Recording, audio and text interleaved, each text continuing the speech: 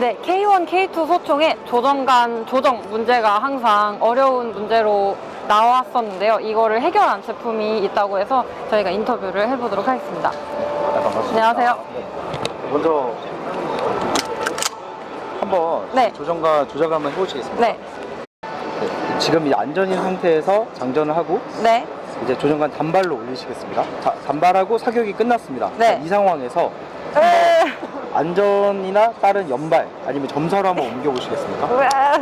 보시면 지금 총을 네. 이렇게 드셨던 상황에서 네. 다시 이렇게 안전인 상태에서 네. 다시 한번 해보시겠습니다. 예, 총들 제대로 잡으신 네. 상태에서 한번 해보시겠습니다. 우와. 지금 굉장히 어려우신 걸 알 수 있습니다. 저게 K1, K2의 큰 단점이죠. 맞습니다. 근데 이 상황에서 네. 제가 한번 잡아보겠습니다.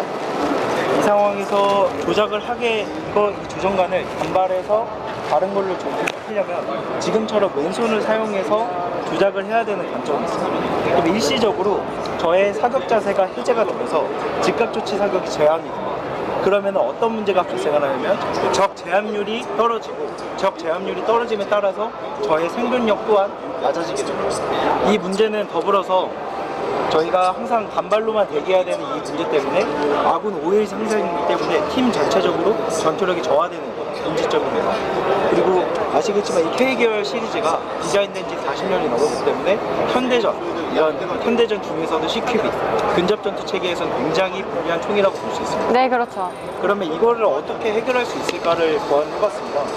간단하게는 이 조정관 모습을 지금 이 신형처럼 바꾸면 되겠죠. 하지만 이 총기가 지금 현재 전군에 약 70만 정 이상이 보급이 되어 있는데 70만 정 이상 총기를 이렇게 바꾼다는 것 자체는 소요와 시간과 비율을 했을 때 굉장히 비효율적이고 많은 시간이 들어갑니다. 네, 맞습니다. 그래서 저는 이제 생각을 한 게 이 3D 프린팅을 통해서 원래 이 조정관 위에 레고처럼 덧붙인 상태로 네.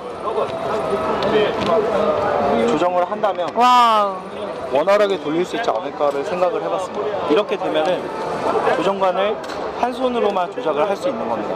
특히 지금 이 K계열 시리즈에서 한국군이 굉장히 좀 아쉬운 교육 훈련에서 아쉬운 부분은 대부분의 용사들은 조정관 안전하고 단발 이외의 체계에 대해서는 잘 모릅니다. 하지만 CQB 상황에서 점사로 하게 되면은 한 발 맞고는 적이 즉시 죽지는 않겠지만 세 발 정도가 들어갔을 때 적의 제압률이 높아지게 됩니다.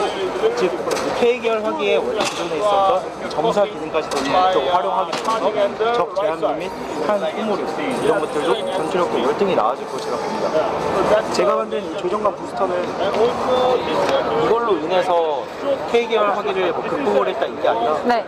당연히 이런 문제점들을 사용자들이 알기 때문에 차기 소총이 개발이 될 것이고 이 차기 소총이 개발이 되고 보급되기 전까지 시간적 여유를 벌기 위함입니다. 그에 따라서 당연히 이 조정관 부스터의 단가와 원가 그리고 이 조작 방식은 굉장히 단순합니다.